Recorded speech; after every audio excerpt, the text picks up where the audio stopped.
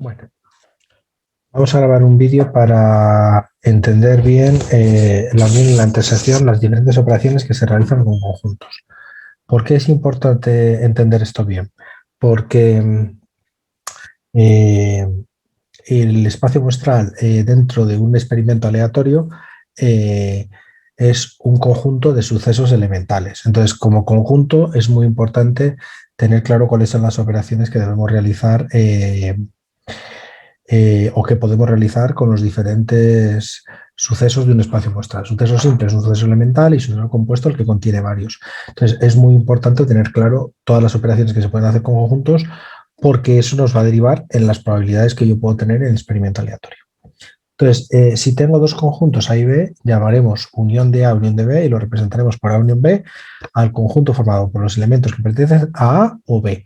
Entonces, la palabra unión que se representa con una U así sin nada más, la asociaremos a la letra O, este o este. Y la palabra intersección de dos conjuntos, que lo representaremos con una U invertida, es el conjunto de los elementos que pertenecen simultáneamente a A y a B, es decir, unión A o B, intersección A y B. Vamos a ver un ejemplo muy sencillo para ilustrar esto que estamos diciendo. Unión de dos conjuntos, ¿vale? Siempre es dos, como suma de dos elementos, resta de dos elementos, unión de dos conjuntos, intersección de dos conjuntos. La unión de estos elementos son los elementos que están aquí o aquí. Si un elemento está en los dos a la vez, nunca lo repetiremos varias veces, ¿vale? Simplemente pondremos que el conjunto está formado por los elementos que están aquí o aquí. ¿Vale? Entonces, el 1 está aquí, por lo tanto lo incluyo, el 2 está aquí, lo incluyo, el 3 también, el 4 aquí, y aquí añadiré los elementos que no he añadido ya, pero que están aquí también. Es decir, el 4 ya lo había añadido, el 5 y el 6 me quedan, ¿vale? Entonces, A unión B son 1, 2, 3, 4, 5 y 6. Es verdad que el 4 está repetido dos veces y el 2 también, pero aquí no lo repetiremos dos veces. Y la intersección son los elementos que están en los dos conjuntos a la vez. ¿Quiénes son los dos elementos que están a la vez? El 2 y el 4. El 2 y el 4. ¿Vale? Dos conjuntos son disjuntos, se llama así, aunque no es que sea tan importante, si la intersección de ellos es el conjunto vacío. ¿Vale? Es decir, si no hay ningún elemento. Utilizaremos la letra phi para representar el conjunto vacío, la phi griega, ¿vale? Es el conjunto vacío, es el conjunto del que no tiene ningún elemento. ¿Vale? Conjunto vacío. Y aquí vemos un ejemplo muy fácil. El 2, el 5 y el 7, intersección con el 3 y el 4, pues no tienen ningún elemento común. Por lo tanto, diremos que estos dos conjuntos tienen intersección vacía. Vale, vamos con otra cosilla más, ¿vale? Otra de las operaciones, aparte de la unión y la intersección, que quizás son las dos operaciones más representativas, tenemos otra operación que podemos hacer con conjuntos, que es la diferencia de conjuntos, ¿vale? Entonces, la diferencia de conjuntos representa los elementos, se representa así, vamos a escribirlo, diferencia de conjuntos,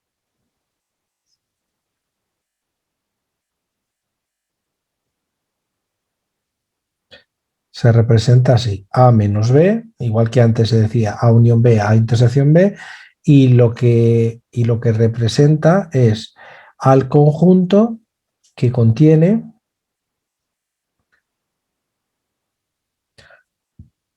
los elementos de A, pero no tiene los elementos de B. De A, pero ninguno de B, no de B. Es decir, que tiene a los elementos que están en A y que no están en B. En este caso, en el caso anterior, el ejemplo en el que estábamos arriba, A menos B simplemente es los elementos que están en A, el 1, el 2 y el 3 del 4, y de esos, ¿cuáles no están en B? De los de A, ¿cuáles no están en B? Pues el 1 y el 3. ¿Vale? Siguiente cosita. ¿Qué es el complementario de un conjunto? Complementario de un conjunto A.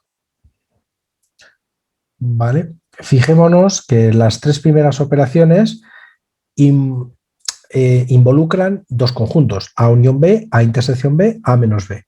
Dos conjuntos que pueden ser iguales o pueden ser distintos. Sin embargo, el complementario de A solo involucra un conjunto.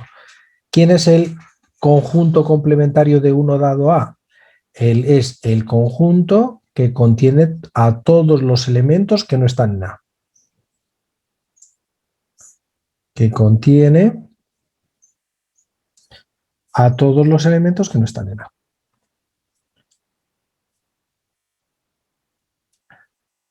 Para eso, lo primero que tenemos que tener bien definido es qué es el todo de elementos, ¿vale? Porque si no, no sabremos qué es lo que no está en A. Por si yo estoy eligiendo personas de una clase y digo que A son las personas rubias, ¿quiénes serán las personas que no son rubias? Pues las personas de esa clase que no son rubias.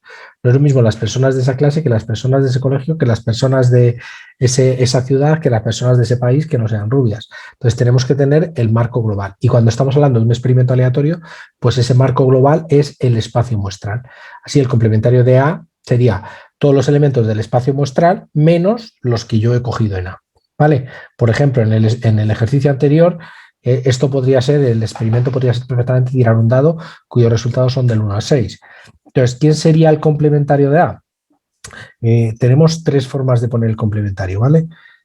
Con una C aquí arriba, con una barra por encima o con una prima aquí. Entonces, el complementario de A sería todos los posibles sucesos elementales que no estén incluidos en A. Como en A está el 1, el 2, el 3 y el 4, las únicas dos posibles opciones que nos hagan para el dado son el 5 y el 6. Vale, entonces el complementario de A va a ser el 5 y el 6. ¿Quién va a ser el complementario de B? Que lo puedo poner así, lo puedo poner así o lo puedo poner así. Pues el contrario de B va a ser el 1 y el 3, que son los dados los posibles lanzamientos del dado que no están incluidos ahí. ¿Vale? Estas son eh, las diferentes operaciones de conjuntos que tenemos que tener en cuenta. Vamos a ver cómo representar gráficamente estas operaciones que estamos haciendo. Para ello, lo que se utiliza bastante es los diagramas de Venn. Los diagramas de Venn representan de una forma gráfica muy sencilla de entender cómo agrupamos los diferentes elementos en conjunto. Entonces, lo primero que ponemos es un cuadrado que represente todos los posibles resultados que nos van a salir, ¿vale? Diagrama de Venn. Y entonces, aquí cada conjunto se suele poner con un círculo, ¿vale? Y en ese círculo tenemos que poner todos los elementos que tenemos. Entonces, en este caso, para la tirada de dados y tal como tenemos definidos los conjuntos de este ejemplo, pues tenemos el 1, el 2, el 3 y el 4 serían los cuatro elementos que yo tengo en A. ¿Y quién sería el conjunto B? Pues 2, 4, 5 y 6. Es decir, B tenemos que rodear con el círculo todos los elementos que tenemos en B, el 5 y el 6. ¿Vale? Recordemos que ¿quién serán los elementos comunes a A y B? Los elementos que están entre los dos conjuntos, los elementos que están dentro del círculo. ¿Quién está dentro del círculo de A y dentro del círculo de B? ¿Qué dos elementos están cerca? Pues todos los que tengo aquí, el A intersección B. Esto de aquí, esta parcela de aquí, va a ser mi representación de A intersección B. ¿Y quién va a ser la unión? La unión abarca todo, todo lo que está dentro de A o dentro de B. Es decir, va a ser todo esto de aquí. Dentro de A es todo esto de aquí y dentro de B es todo esto de aquí. Es decir, ¿quién tenemos dentro de A o B? Todas las posibilidades, ¿vale? Podría ser que tuviéramos un 7, un 8, un dado que tuviese 12 y A y B no tendrían por qué contener a todos los elementos del espacio muestral, ¿vale? En este caso A y B cubren todo el espacio muestral que es del 1 al 6, pero podría ser que no lo cubrieran, ¿eh? Podría ser que A y B cubrieran solo de cierto número de experimentos, ¿vale? Entonces vamos a poner otro ejemplo a ver si nos clarifica un poquito más esto que hemos dicho y vamos a utilizar más propiedades. Vale, vamos a poner un ejemplo un poquito más grande en el que vamos a representar a nuestro diagrama de Venn, pues, por ejemplo,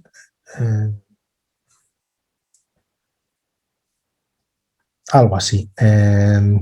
Vamos a ver esto.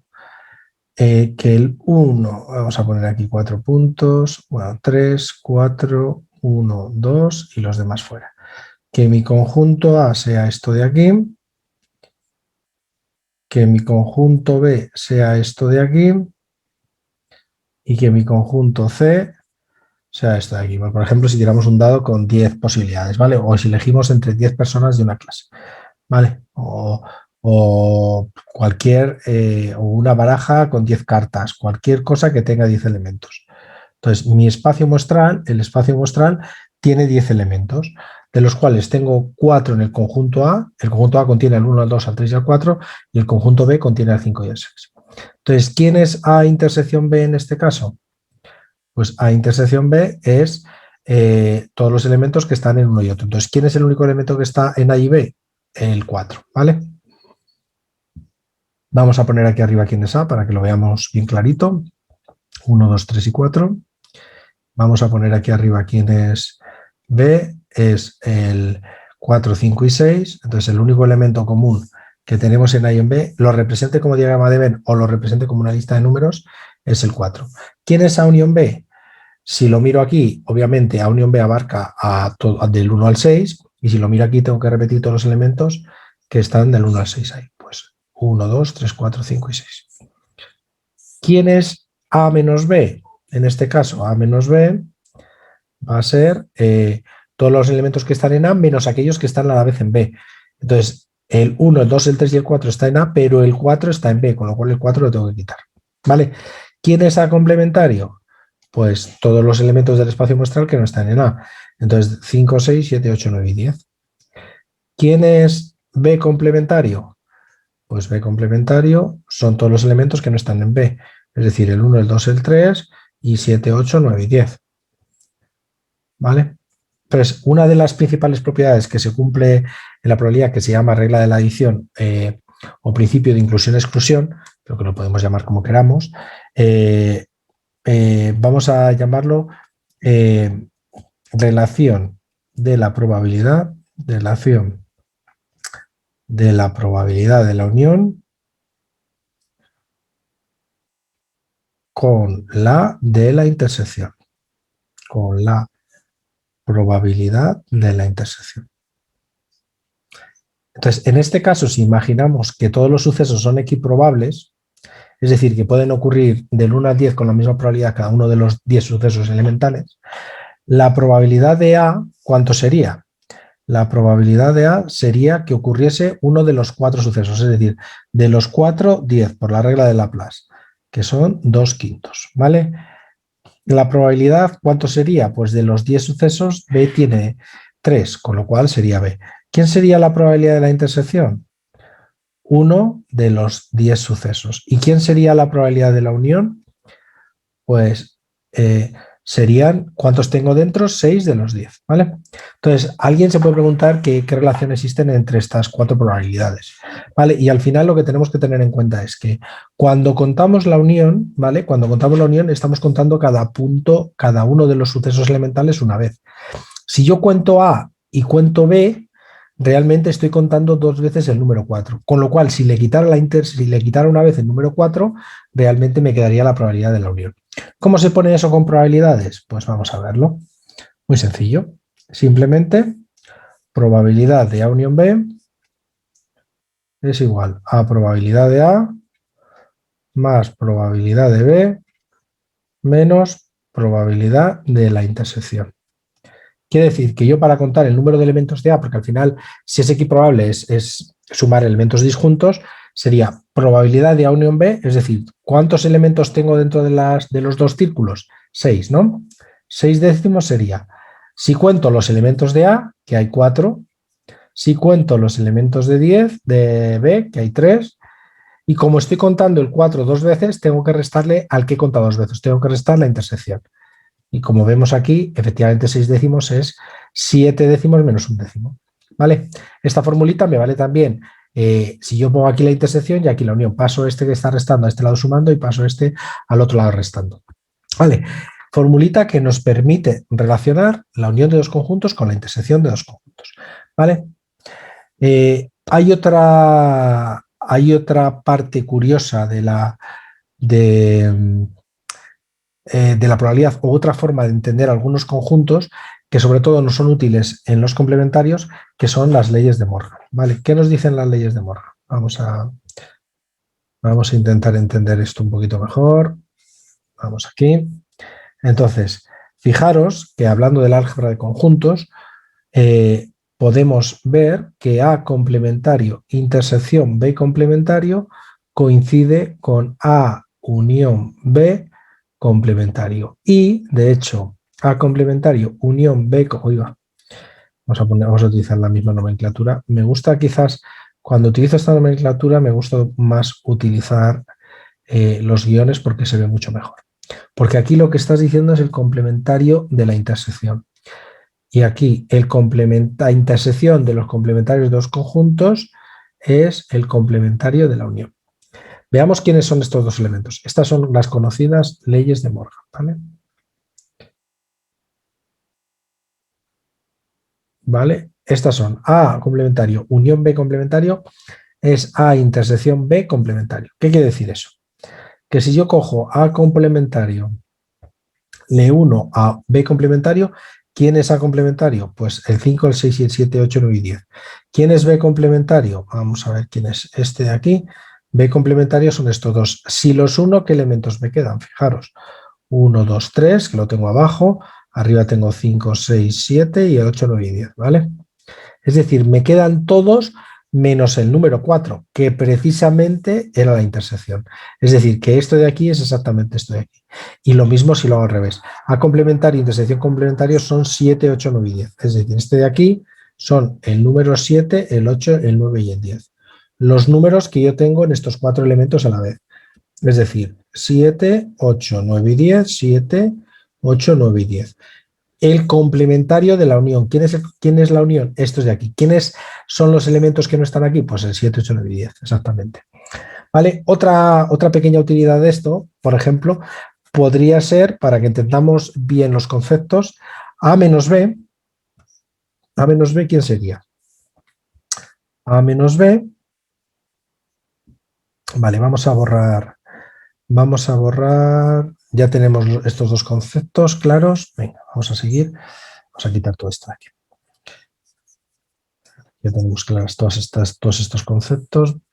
La probabilidad de la unión, probabilidad de A más probabilidad de menos probabilidad de la intersección, las leyes de Morgan, etc. Vamos a hablar ahora de quién sería A menos B. ¿Vale? A menos B hemos dicho antes que era igual a el 1, 2, 3, 4 menos el 4, es decir, el 1, 2, 3. Entonces, si entendemos lo que es la intersección de conjuntos, observaremos que A menos B es lo mismo que la intersección de A con B complementario. ¿Qué elementos tengo en A y qué elementos tengo en B complementario a la vez? Pues vemos que es el 1, el 2 y el 3. Es decir, los elementos que están en A y que no están en B. Es precisamente esto de aquí. Que también es lo mismo que poner A menos la intersección de A con B. Precisamente si a A le quito la intersección, que es el 4, me queda lo mismo. Entonces son tres formas distintas de poner exactamente lo mismo. Vale, esto surge a partir de que nos damos cuenta de que no entendemos muy bien las operaciones con conjuntos, pues de forma muy difícil vamos a conseguir entender lo que es una probabilidad condicionada. Entonces vamos a explicar bien la probabilidad condicionada, que es el objetivo grande de todo esto. La probabilidad condicionada puede surgir de dos formas, es decir, yo me quedo con un subconjunto de un mismo suceso o simplemente yo hago dos experimentos aleatorios, uno antes y otro después, y condiciono lo que sucede en un experimento a lo que ha sucedido en el otro. Dos experimentos aleatorios simples dentro de un experimento aleatorio compuesto. Entonces, imaginemos la probabilidad condicionada de un suceso a otro. Vale, imaginemos probabilidad de B condicionado a. ¿Vale? En este caso, siempre tenemos que entender que A lo sabemos. Sabemos qué ha pasado. Sabiendo que ha pasado A. Sabiendo que estoy dentro del conjunto A. Yo sé que A lo asumo como fijo. ¿Vale? Entonces, vamos a intentar entender qué significa esto de aquí. Yo quiero calcular la probabilidad de que ocurra B si yo estoy dentro de A. Entonces, yo me olvido de todo lo que está fuera de A. Para mí, mi espacio muestral automáticamente se transforma en A. Yo estoy dentro de A, porque es sobre lo que estoy condicionando. Entonces, yo antes pasaba de tener 10 posibilidades, ahora como estoy dentro de A, solo tengo 4 posibilidades. Entonces, si yo solo tengo 4 posibilidades, ¿cuál es la probabilidad de que una de esas 4 de que dentro de esas 4 ocurra B. Entonces, de esas 4 posibilidades que tengo, ¿cuál está ocurriendo dentro de B? Una solo, el 4. Por lo tanto, ¿cuál va a ser mi probabilidad? Mi probabilidad va a ser un cuarto. De las 4 posibilidades que tengo, regla de Laplace, casos favorables entre casos posibles, de las 4 posibilidades que tengo en A, 1, 2, 3, 4, ¿cuál está en B? La 4. Una de 4. Vale, esta formulita, que es la que hay que saber cómo se calcula en procesos un poco más complejos, pues es tan sencillo como calcular la probabilidad de B condicionado a es la probabilidad de A intersección B partido por la probabilidad de A. ¿Vale? Vamos a ver que estamos haciendo lo correcto, ¿vale? Esto ya sabemos que es la intersección, es decir, los elementos que están en A y que están en B. ¿Cuántos elementos están en A y en B a la vez? El 4, un elemento. Partido la probabilidad de A. ¿Cuál es la probabilidad de que salga? Bueno, 1 de 10, perdón. De los 10 que teníamos, 1. ¿Cuál es la probabilidad? De los 10 que teníamos, me caían en A 4. Entonces, un décimo entre 4 décimos, un cuarto. ¿Vale? Con esto tenemos claro que la probabilidad condicionada es la probabilidad de la intersección de los dos conjuntos, el que se quiere calcular la probabilidad y el que condiciona, partido de la probabilidad del que condiciona, ¿vale? Para recordar esta fórmula de forma fácil, lo mejor es acordarse de que este de aquí va abajo y arriba la intersección de los dos. Vale, yo creo que con esto ya podemos tener claro cuál es la formulita y qué es lo que yo trato de entender como probabilidad condicionada. Operaciones con conjuntos, unión, intersección, diferencia, y un conjunto siempre tiene su complementario dentro de un marco de un espacio muestral. ¿Vale? Y en cada experimento tenemos que tener claro cuáles son los sucesos que me están pidiendo, qué es lo que estoy midiendo y qué es lo que queremos hallar. Pues esta era la idea un poquillo de hacer el vídeo.